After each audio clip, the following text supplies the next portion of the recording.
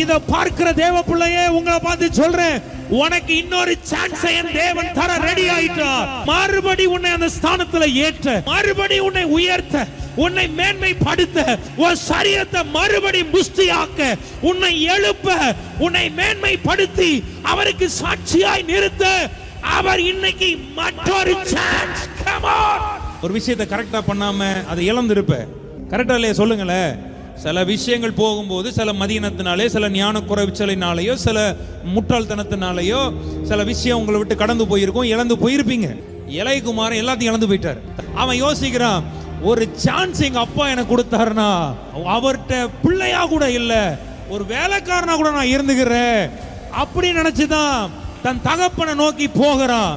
ஆண்டவர் ஒரு சான்ஸ் கொடுத்தார். அந்த தகப்ப வேலைக்காரனா கொடுக்கல, அவன் இழந்து போன ஸ்தானத்தையே திருப்பி